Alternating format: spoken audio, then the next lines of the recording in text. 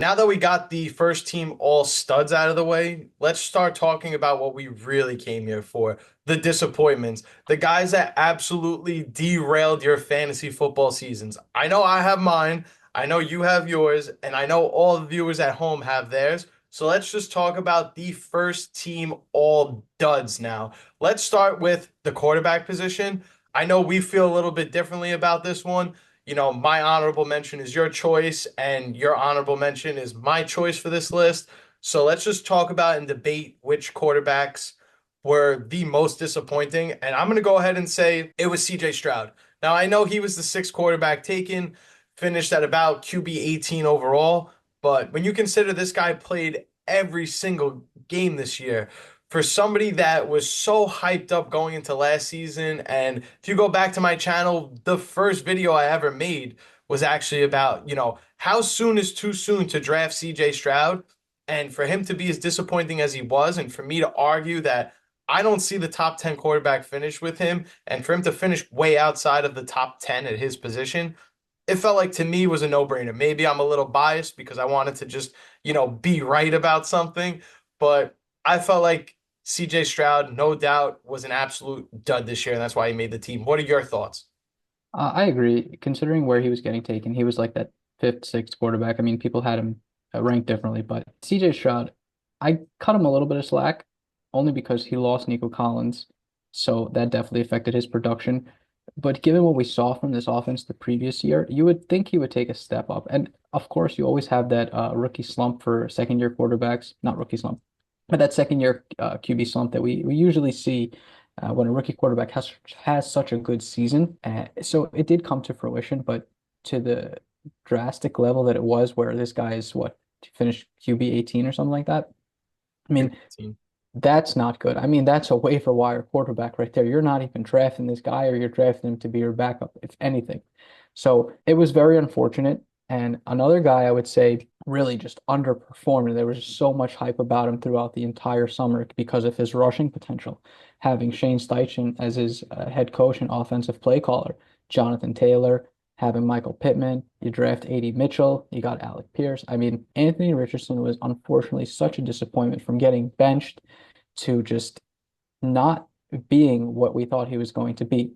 Again, he wasn't this polished prospect coming out of the University of Florida, but you think when you couple a raw quarterback with such an offensive guru, you're going to get fantasy football production and fantasy production, and it just never came to fruition. Sure, he had a few weeks where you're like, oh my God, he's back towards the back end of the season, but it just was never the same for him. He just, unfortunately, where people were taking him, he just didn't pan out. What do you think?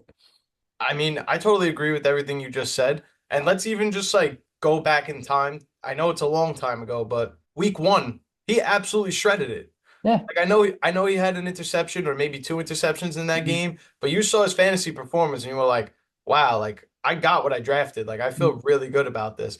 And for the season that he had, like you mentioned, to be benched, to be playing so poorly, for him to lose his job and then get back to the starting job was just such a disappointment. Where you cut CJ Stroud slack in terms of his injuries, I felt like in totality of this list, I cut Anthony Richardson some slack, even though it was due to his own fault that he got benched. For him to play, less games and on a per game fantasy points per game basis, for CJ Stroud to be even worse than a guy that lost his job and was just abysmal at times. That's why I gave the slight nod to CJ Stroud over Anthony Richardson, but both of them absolutely define what it is to be a quarterback dud given their ADP and where they finished. So I couldn't agree more with you on the whole Anthony Richardson thing. Right. And to our viewers, I mean, everyone's played football. Everyone's played some sort of competitive sports growing up. You don't tap yourself out when you're winded. You work hard in the off season and as an athlete to make sure that when those plays happen, when you are winded, you don't tap yourself out. And I feel like once that happened, and given everything that was going on in the Colts locker room, kind of just went downhill for him. So I understand why you'd want to cut him some slack, and I love the talent and I love what he could be, the imagination that we have of him. I don't know if he's ever going to get to that point. I would agree with that. And I would have to say that I was blinded by love this entire offseason. I felt that like I loved what I saw from him as a prospect. I mean, we can even go back to my dark horse, candidates to finish Hmm. number one overall at each position. I had the nerve to say Anthony Richardson was going to be the dark horse QB1 candidate, and it couldn't have been further from the truth. And I won't forget this because I just kind of like nodded it off and ignored it like it was nothing. But the Colts had a joint practice with the Bengals in the preseason, Hmm. or yeah, in the preseason. I don't Yeah. know. I don't know if you remember this exact story like I do, but I was reading it off of Twitter and the Bengals defense. Now, we know the Bengals defense is not good, right? They Yeah. were, if you were playing against them in fantasy, you were like, all right, check the box. I'm starting the quarterback. I'm starting the wide receiver going against them. They were talking so much smack to Anthony Richardson to the point that they were treating him like he wasn't even an NFL starting quarterback. And I just disregarded that. And to look back now at the fact that reporters were saying they were laughing like hyenas in his face about how bad he was playing, I can't even believe that I said all the good things that I did say about Anthony Richardson. I agree, we probably won't ever see that full potential lined up, but it's like on any given week, this guy could be a stud. So, like, it's just so hard to evaluate what we have because he's still such a raw prospect in his second year. After the first season, he got hurt. We were like, if he could just stay healthy and put these games together, he's an elite quarterback, but it's truly not the case anymore. Like, we've seen, a large enough sample size of Anthony Richardson, and if he doesn't get better, if he doesn't even get better as a person and a leader, like you said, tapping out like, late in the game because he's tired, then like there really is no growth for him at the NFL level if he can't even, better himself. He's gonna have to do a lot of, self-evaluation and self-growth if he wants to be, a long-time starter in the NFL. What we got from Jaden Daniels is what we expected from Anthony Richardson. I would agree. Let's move on to the running backs that were all duds. Now, this guy probably wasn't the biggest dud, but for those that watch the channel, watch the videos, and for you, Eber, you know how much I don't like this player, and you know how much I don't like trying to be so hard to be that first one to the new thing, that shiny new car, Absolutely. buying it up and thinking that you're gonna get rich like it's some kind of cryptocurrency. I felt like Zamir White was so disappointing this year, and I get it. He had injuries, so he really shouldn't be on this list, but before he got injured, he was terrible. Like, let's just call it what it is. This 100%. guy played 11 games this year, I believe.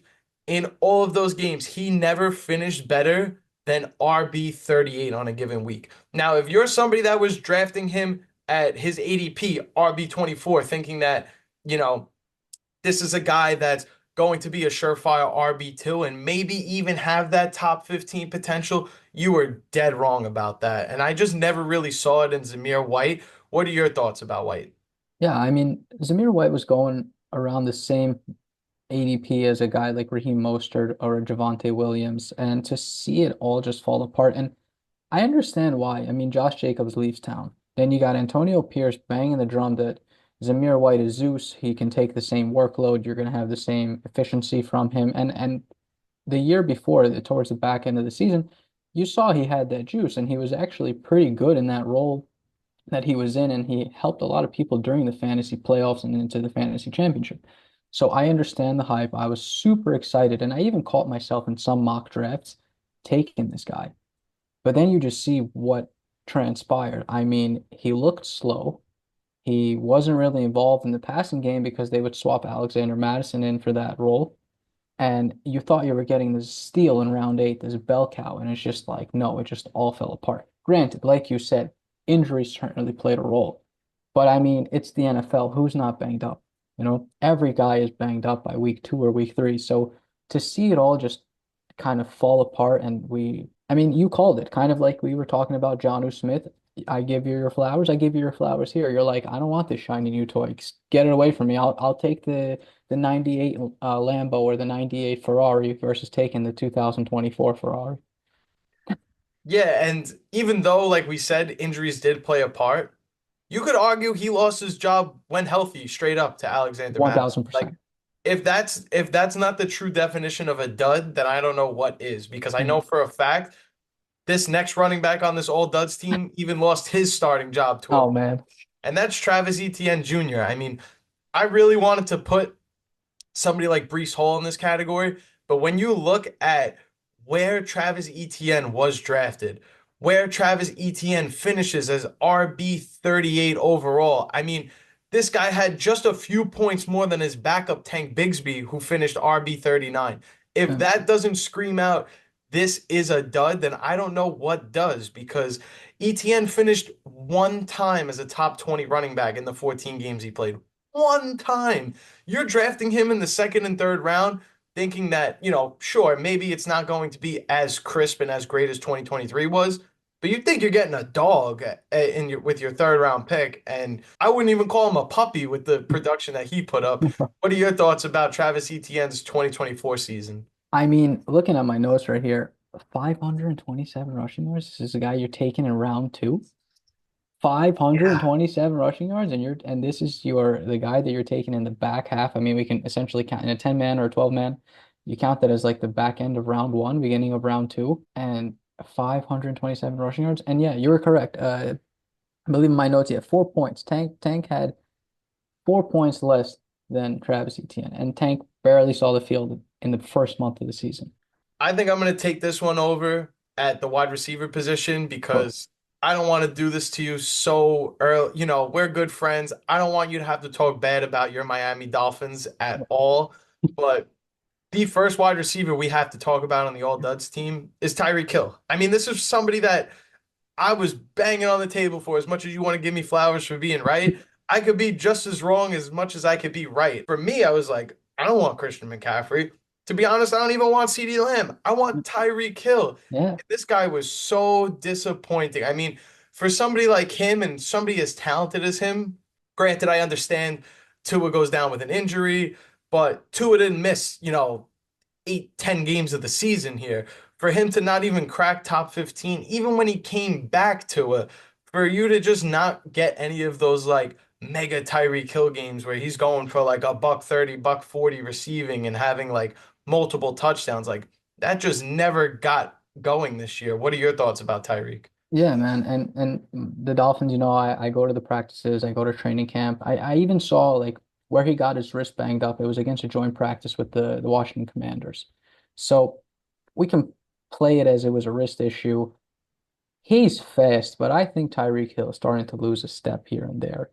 So I'm not sure if that played into it. I'm not sure if it was a two injury.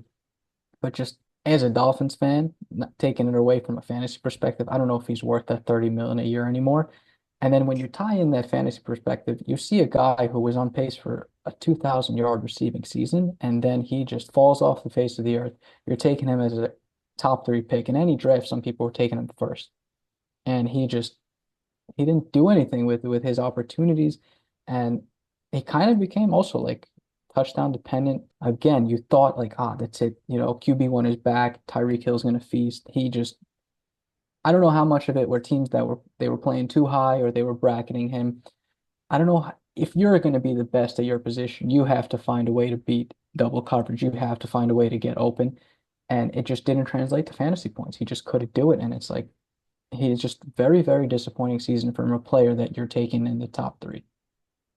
I haven't honestly even thought about the fact that he could be losing his step, and I feel like that's a great point that you bring up. Mm. And the reason why I never thought about it is because, okay, Tyreek Hill loses his step. He's still faster than everybody else. Like that's Right. why it just never even crossed my mind. Right. And for somebody like me to be arguing like this guy's got to be a first overall pick. We've seen the pathway. I believe it was 2 years ago. He finished with like 3 or 4 receiving touchdowns on the year and was Right. still a quality fantasy wide receiver. He still finished as a wide receiver one, and it wasn't like 7 or 8. Like he was top five, top six.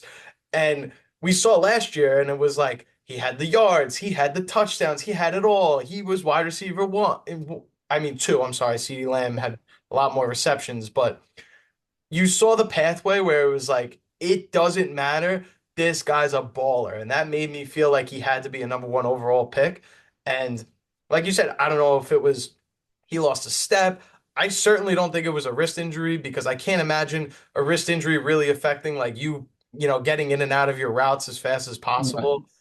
Um, I know he always goes into the year and into the NFL season with some kind of drama, but maybe this year was a little more drama and more of like a psychiatric thing compared to other years. I mean, week one was I don't want to say disaster, but it was just like a, sad story. And it was just like, it's always something with Tyreek Hill in terms of off the field. And maybe this past offseason was just a little too much for him to handle.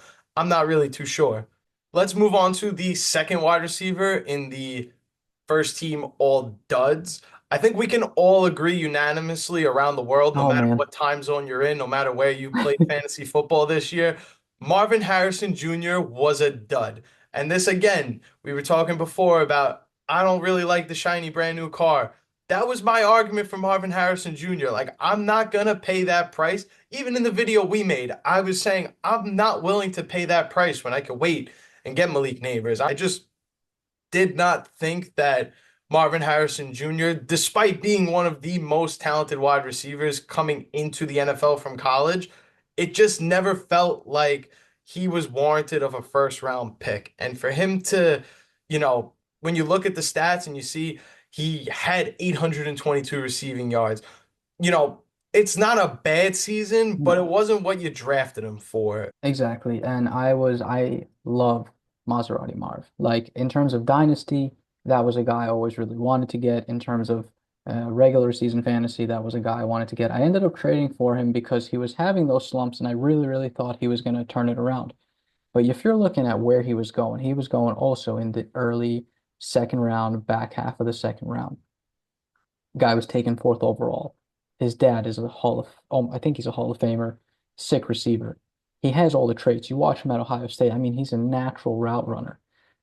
And to see that he was so touchdown dependent, like the weeks where he wasn't scoring a touchdown, he was having single digit fantasy outputs, which is not what you drafted him to be. I mean, he was almost no better than a waiver wire guy at some points.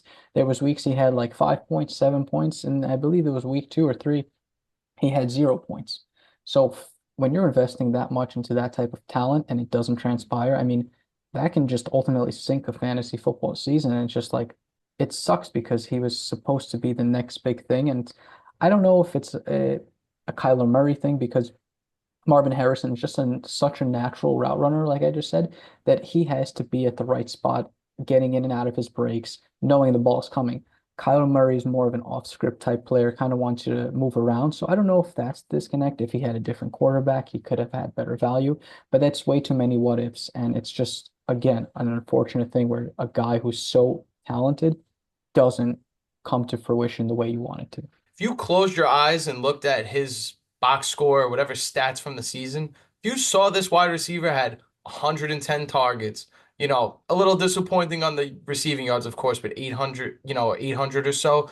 But Yeah. to have 110 targets, to find the end zone 7 times, and for you to not even be like a thought of like must start, top 20, top Hmm. 25 guy, like that's really crazy to think about, like where the season went wrong. Like it wasn't that he wasn't getting the volume. No. And for somebody like him, like you said, to be so touchdown dependent, even in a season where he got 7 of them, like 7 is no slouch for a rookie receiving Mm. number at all. And for him to just not even be relevant, and on top of the fact of where you drafted him, the ninth wide receiver in terms of ADP, like it was just a disastrous season for him. And I hope that things start to change. One big thing that they were talking about coming out of the draft, this was also a reason why I didn't love him as much as like a Malik Neighbors, was that everybody talked about his work ethic. Now, work ethic is great.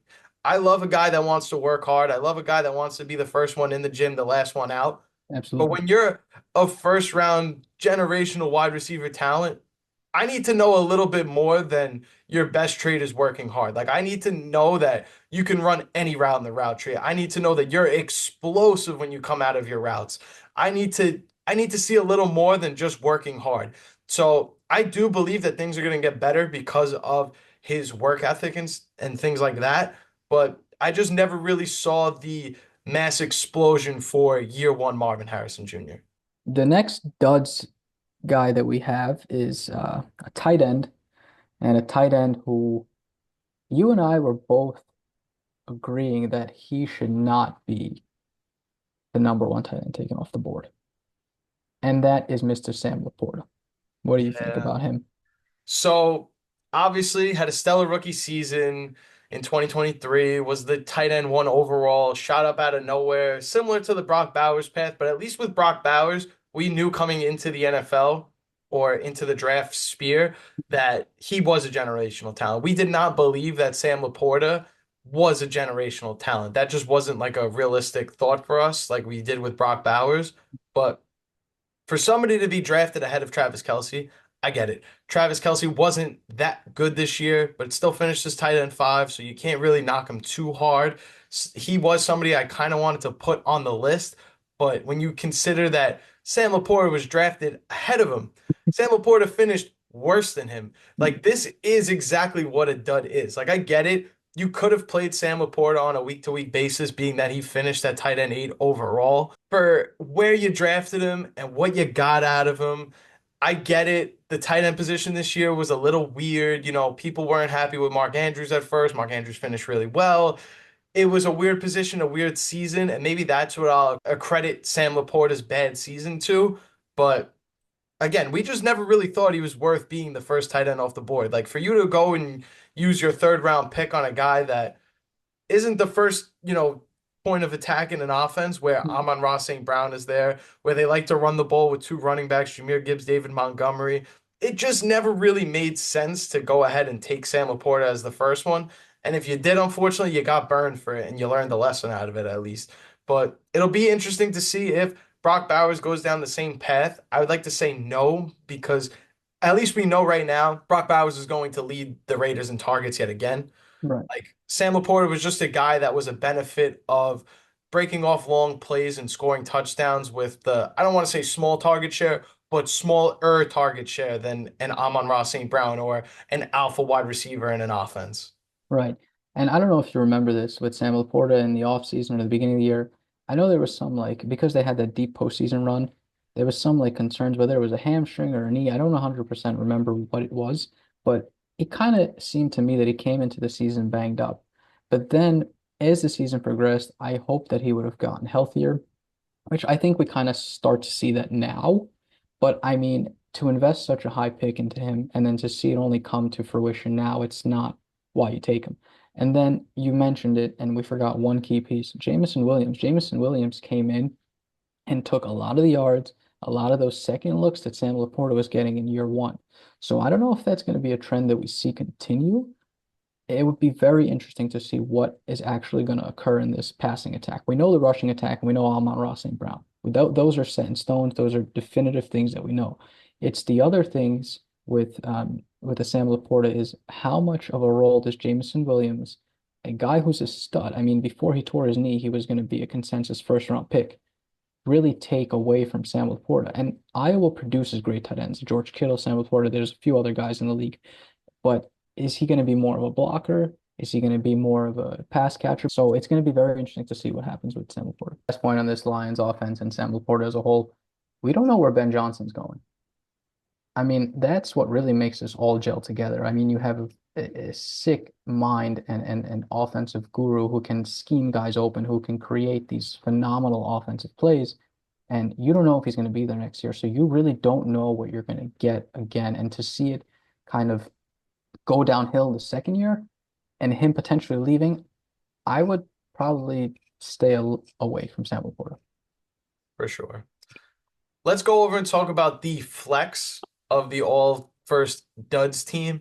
I think you and I both agree on this, given Mm, where his ADP is, given the production that he gave you. Yes, he still finished inside the top 20 at his position, but this wouldn't be a first team all duds list if we left Breece Hall off here. And that's why he's got to be the flex of this team. I mean, you were drafting him as the second, the third overall pick, somebody that, I can't miss this prospect, maybe even as a fifth overall pick, but somewhere in that top five, he was being yeah, taken, and you didn't get any of that out of him whatsoever. He was very, very disappointing to say the least, finishing at RB 16 overall, and just felt like every week was like, I don't know if I put him on my bench, this might be the game he breaks out. He's a super, like he really is in terms of skill, a superstar, and you absolutely. just felt like you can never put him on your bench, but he You just can't never trust him in really your had lineup that either. explosive game. Yeah, and you just can't trust him in your lineup either. And it's just like you can't bench him, you can't trust him, but you got to just leave him in there. And it was very, very disappointing. I mean, I remember being in sleeper chat rooms like when I was doing mock drafts, and people were like, "Oh yeah, this guy put up like very similar numbers to CMC the second half of the year," and it's just like, Okay, I can see why there's an argument for him. I can see why you want to take him because of his upside, but just to see it go downhill like this, it wasn't great. And again, bad coaching, Aaron Rodgers, whatever it is, you invest in someone so heavily and to not see that return, it definitely sucks for sure. Now let's get into our honorable mentions. We kind of sprinkled in the quarterback already as, whether you want to take CJ Stroud or Anthony Richardson as your honorable mention. One of those guys is definitely the honorable mention here. They were both equally disappointing where you Mhm. drafted them. And for that, they just have to, one of them has to be an honorable mention. For the running back honorable mention, I feel like we both agree on this. Jonathan Taylor, somebody that was drafted early in the first round, somebody that I honestly was okay with taking once Jahmyr Gibbs was gone in best ball. And it's like thinking back at how good Jahmyr Gibbs was and how disappointing Taylor was, like that really kills me. I could have took Saquon Barkley, but I was afraid. I could have took all these other players, and I just decided that Jonathan Taylor was my guy that I was going to take, and that really shot me in the foot with that one. The honorable mentions here would be Michael Pittman, of course, but I also felt like needed to sprinkle in the fact that Deebo Samuel was an absolute dud this year. Like, let's just call it what it is. For You sure. know, for once we could actually attribute this to not health. Like, usually he doesn't get to make that top 30 wide receiver cut because he's injured at some point during the season. This was drops. This was just him not being a good fantasy wide receiver. And that's why he has to make this honorable mention. And following that, another wide receiver. Unfortunately, he was injured in a really gruesome way. But even before that, Tank Dell was a dud. I mean, Tank Dell was almost droppable at a certain point in the year, and you just couldn't put him in your lineups, even though you knew how good he was and how good he could be. But it just never got going at all in 2024. Right, and Nico Collins going down, you thought he would had a expanded role, and aside from the game against the Jets, I believe he scored 18.6 points, if I'm remembering that off the top of my head correctly. Aside from that, Tank Dell had also a pretty bad season, and considering Nico Collins was out for 4 weeks, this is where you can really be Stroud's number one go-to, and you can really look into it. Just it didn't where he was taken, it just really didn't pay off, and yeah, he It was definitely disappointing. deserves. Yeah, disappointing, deserved to be there, and that's a guy I love. Let's talk about the honorable mention dud tight end. That would be Dalton Kincaid. I mean, this was a guy that I was pretty high on. I thought, could rival a chance to be, Josh Allen's biggest target, a guy like Josh Allen who can throw for like 4,300 yards in a season, be the number one guy in an offense. He was drafted, right outside that top three of like McBride, Kelsey, LaPorta, and it just never really got going for him. What are your thoughts? Yeah, and it's unfortunate, this is a guy I traded for week one, and I really thought that he was going to pick it up. Again, this is before they had Amari Cooper. Dalton Kincaid, I really like you draft a guy in the first round in the real NFL draft, and you bring him in, you really want him to be Josh Allen's go-to. Like you see Mahomes and Kelsey, you see Kittle and Purdy, you see all these tight ends really just glued to their quarterback, and it's like you got Dawson Knox coming in and subbing the guy out. And it's just like, okay, what's going on? And he didn't have a great season from a touchdown perspective, from a receiving perspective. And then the one game against the Colts where he's supposed to go off, he gets hurt. He was, quietly pretty productive in his rookie season. He didn't crack the top 10. He was right outside the top 10. So you Yep. felt like there was room for him to grow and be an Mhm. actual top like 6, 7 guy at the tight end position. And it just unfortunately never happened. For sure. And given the departure of Diggs, you thought his volume would go up, but it just didn't. It just never panned out. Now let's move on to quickly, because a lot of these guys we've already spoken about. Let's go over some of the bigger awards, individual awards, the fantasy MVP. Let's just get it right out of the way now. One of the biggest scorers in fantasy, had such a positional advantage over everybody else. Jamar Chase is the 2024 fantasy MVP. Agreed. Couldn't agree with you more. Feel And like there's nothing even more to say about it. we We already already talked kind about of it. spoke about him. So let's just leave it as Jamar Chase, clearly the unanimous MVP on our ends. Moving on, Rookie of the Year, another guy we spoke about so much. That's Brian Thomas Jr. For sure. And given, I mean, we already rambled off his stats and what he was, but he deserves it. I mean, you took this guy in round nine, round 10, and he paid off. And I mean, Malik Neighbors had an argument, Lad McConkey had an argument, but given Brian Thomas, the offense and where he was taken, He rightfully just deserves it. And now, waiver wire pickup of the year. Of course, everyone's going to have a different waiver wire pickup that kind of ascends them. but generally speaking, somebody that nobody really drafted in most formats and got and ran away with it. That's going to be Bucky Irving. And Bucky Irving could have been a Rookie of the Year candidate if Brian Thomas wasn't so damn good, but we had to give Bucky Irving some kind of award. So Bucky Irving, waiver wire pickup of the year. Congratulations to him. Do you have anything to say about Bucky? Just my 2 cents that, you take Rashad White in round three, and then you get this stud from the University of Oregon. I mean, he's a beast, and he just can rush. He can do all the things that Rashad White can do better. Well, that's pretty much going to wrap it up for our 2024 award show. If you stuck around and watched this entire video, I know it was a long one. Thank you guys so much for supporting the channel.